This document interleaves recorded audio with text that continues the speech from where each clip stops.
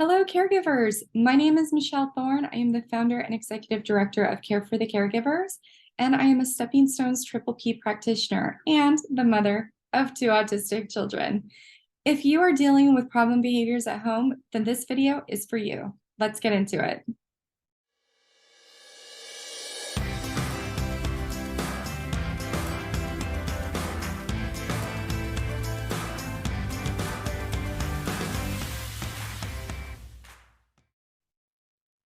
The first thing we want to do is talk about the ABCs of behavior. The A stands for antecedent.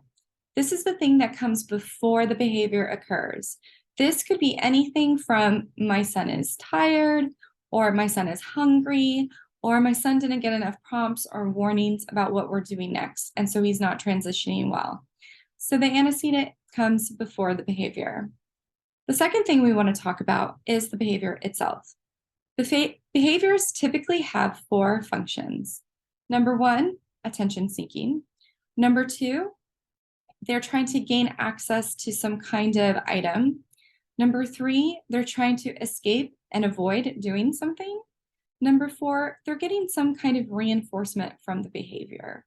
Many of us who have autistic kids can recognize this as stimming, right? It's some kind of regulation that they're doing to help themselves. Those are the four functions of behavior.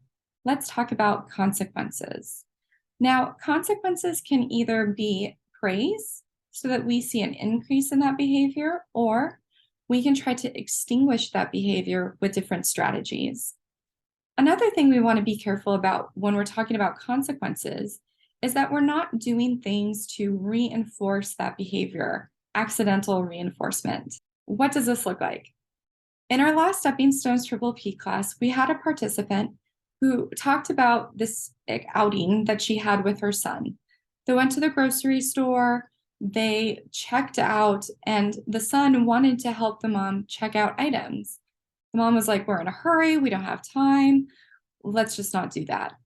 While they made their way out of the store, he had a huge temper tantrum. So she stopped, she went back into the store with her son, got more items, and checked out again and let him scan them. Now, what that did is it reinforced to her son that all you have to do is have a meltdown and make a scene, and I will give you what you want, right? So more likely than not, this parent is going to see more behaviors like that in the future because of how she treated the behavior when it was occurring. There was no consequence for that child for that behavior. So it's something that's just going to keep repeating itself.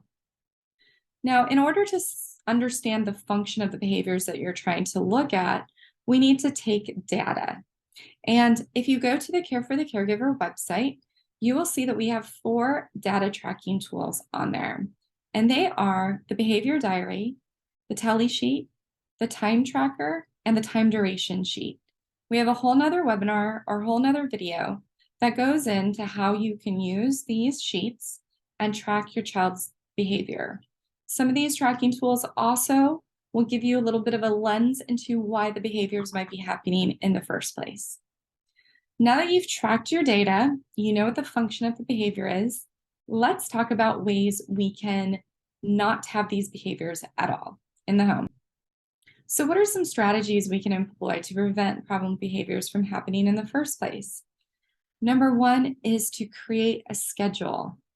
We hear from caregivers all the time that during the summer, during the winter, during the fall breaks, they have so many increased behaviors from their children.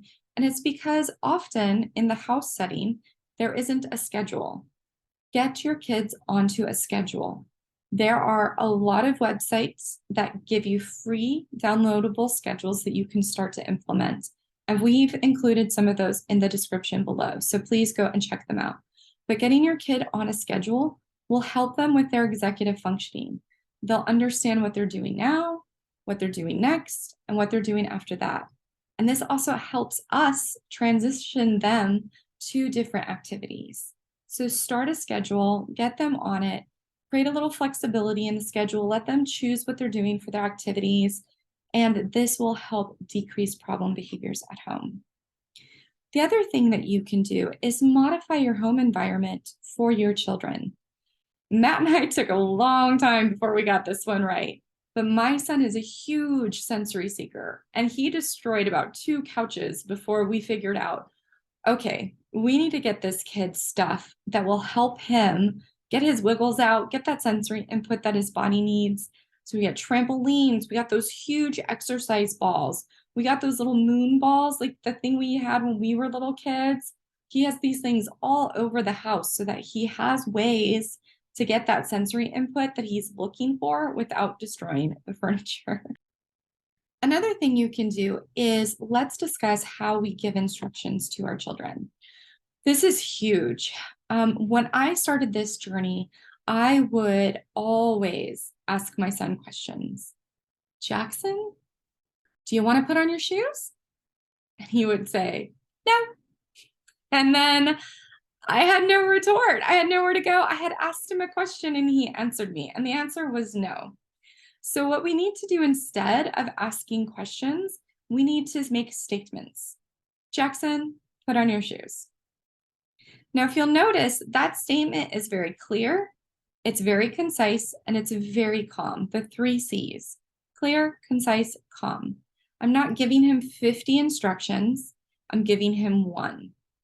Now, the other thing we need to make sure we're doing is that we're close in proximity to our kids when we're giving instructions.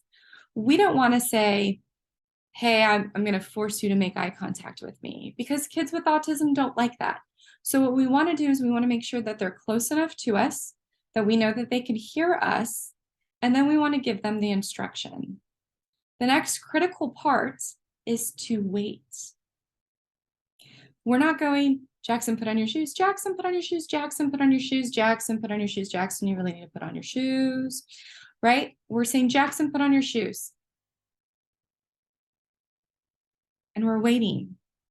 How long you wait depends on your kid. My son needs about 15 seconds, but it could be anywhere from 10 seconds to 30 seconds.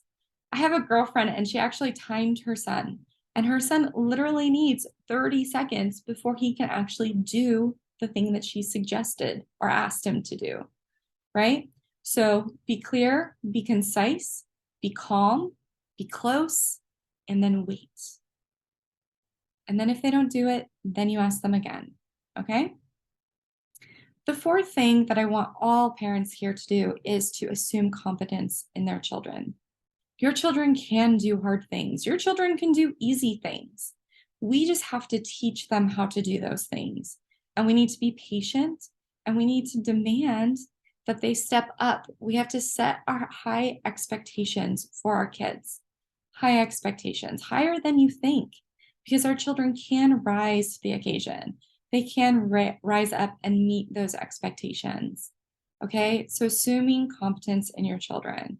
So just to review, great ways to reduce the likelihood of behaviors happening in your home, especially when you're home for long periods of time with your kids, are to set a schedule, modify the environment, check yourself and how you're giving instructions to your kid, and 4th, assume competency.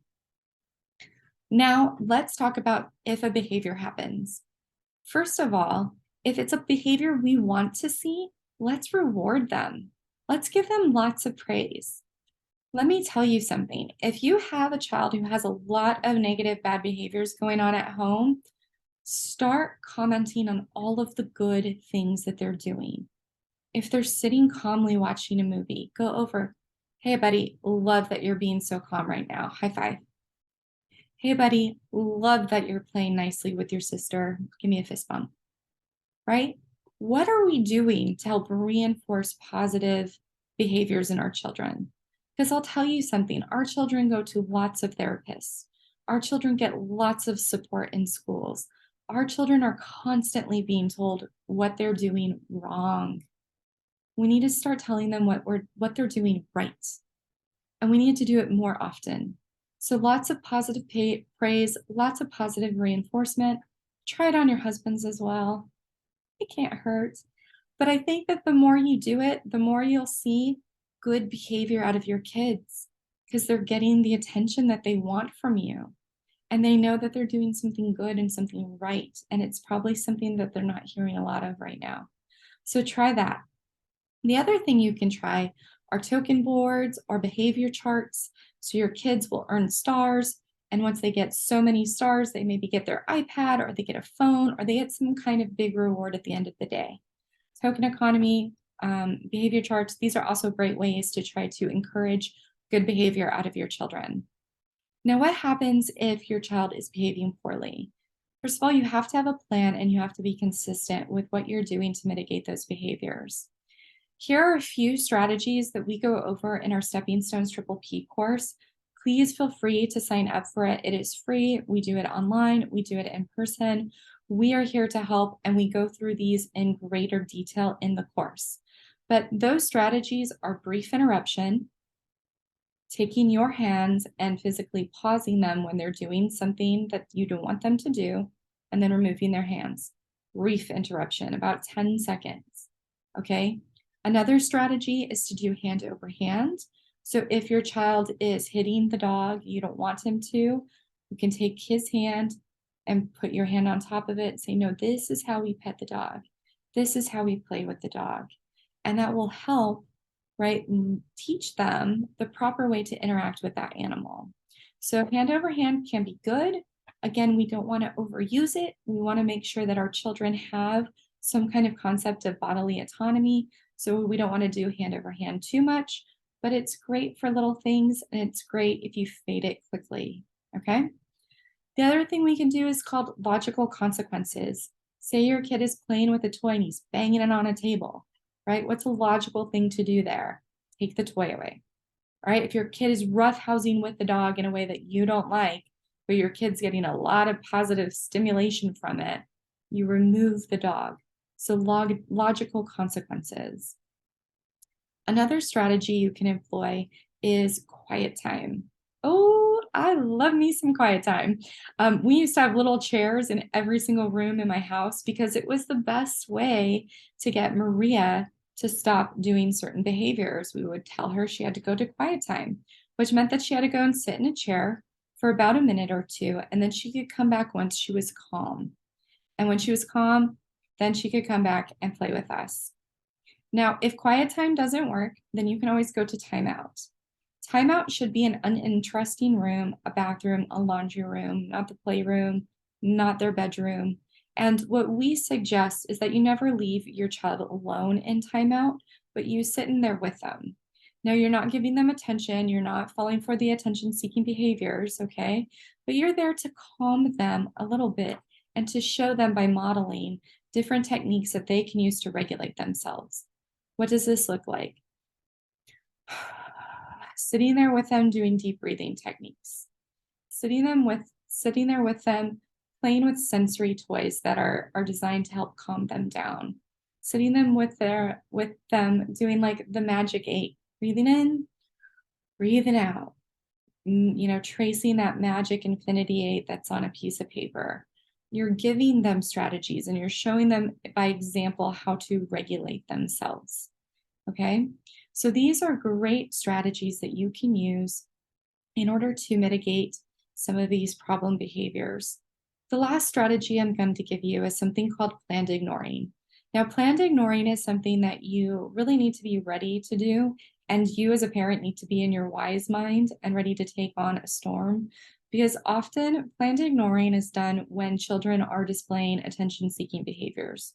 So if you have a kiddo who's doing attention-seeking behaviors, trying to get you to look at them, to play with them, to yell at them, whatever it is, right, and you ignore them, what's going to happen is the child is going to escalate that behavior until you react. So your goal is to not react, which is difficult, okay? So you cannot do this when you're in a rush and you have to get out of the house. This almost has to be a strategy that is planned out to try to get rid of some of these problem behaviors. I would highly recommend that if you're going to employ this kind of strategy, that you come and take our Stepping Stones Triple P class, or you work with a therapist to help you work through it, because it is difficult. I've done planned ignoring with my son. We did one that maybe lasted 45 minutes. I did one with my daughter that maybe lasted an hour and 20 minutes. But then those behaviors really faded away and we didn't see that kind of behavior again. So it's one of those strategies where it's massive effort and it will be very difficult to go through. But at the end, if your child learns that by hitting, by pinching, by spitting, they're not going to get your attention, you're not going to react, your child will quickly stop doing those behaviors. I hope that this video was very insightful for you. I hope we gave you a lot of strategies to help you mitigate problem behaviors at home. And if you want more detail into how to do this, you can watch the full hour-long presentation that was given to us by an ABA therapist. She goes through all of these techniques in more detail, or you can join us for Stepping Stone's Triple P course.